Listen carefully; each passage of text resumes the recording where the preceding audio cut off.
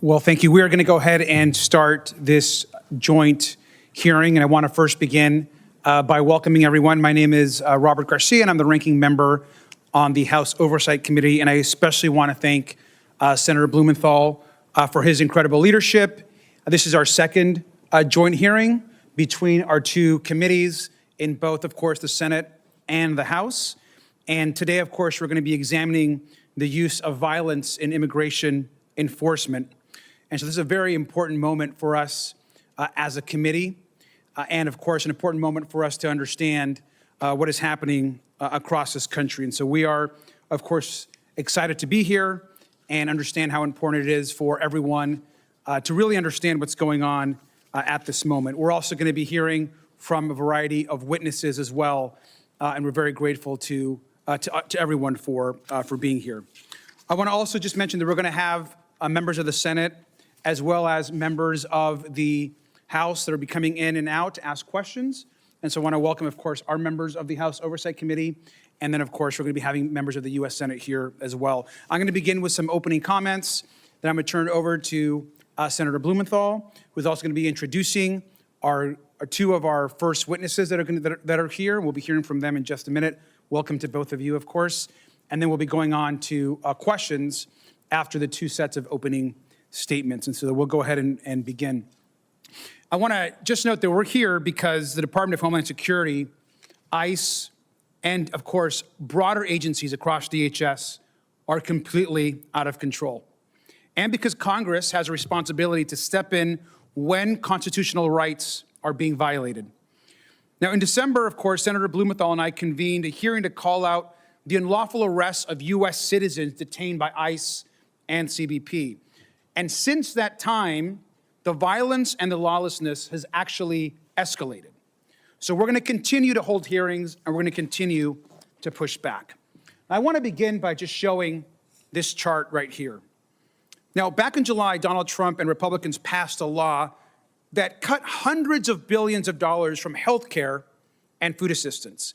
And they used that money to hire thousands of ICE agents who are now terrorizing cities and killing United States citizens. Now, this chart shows how they made ICE the highest funded law enforcement agency in the history of the United States.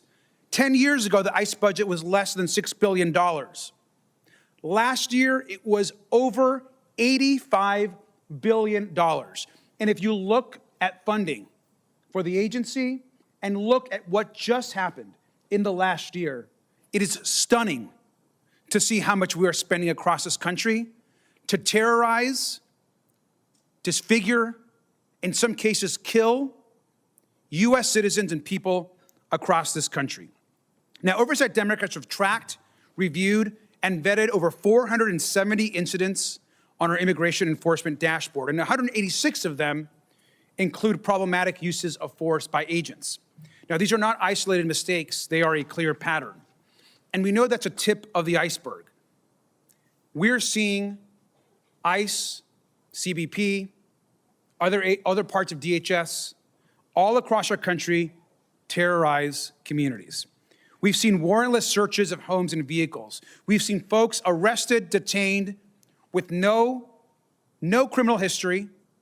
We've seen folks be sent to detention centers only to be released with no explanation as to why.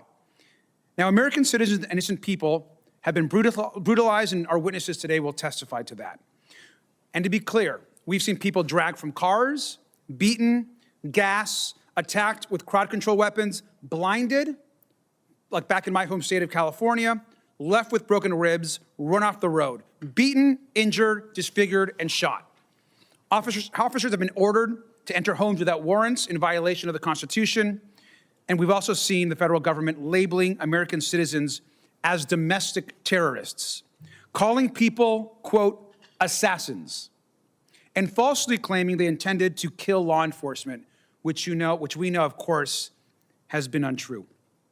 We're seeing the results of policies set by powerful people of no respect for the Constitution, no respect for the law, no respect for basic humility. And these folks here, which we know well, Donald Trump, J.D. Vance, Kristi Noem, Stephen Miller, of course, Tom Homan and Greg Bovino, These people, every single one of them, has to be held accountable for the crimes, for the terror, and for the murders that are happening to our own people in this country. We're taking action today because the stakes could not be higher. Now, this morning, Oversight Democrats released our initial investigation into the killings of Renee Good and Alex Preddy.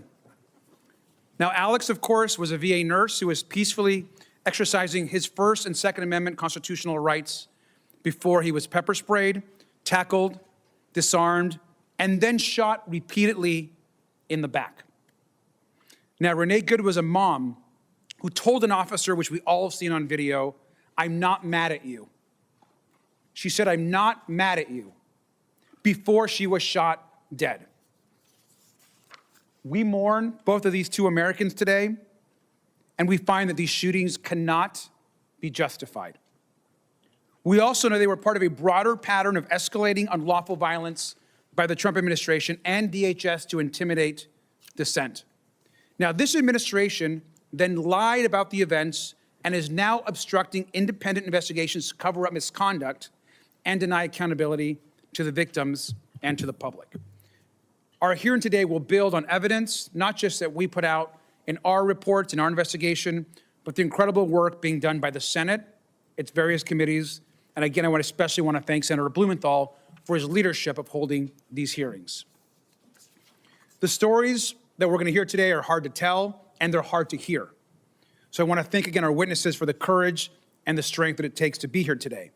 This is a step towards accountability, and we know that the courage, that the strength that you all have that are bringing is in light of what you're hearing from the administration.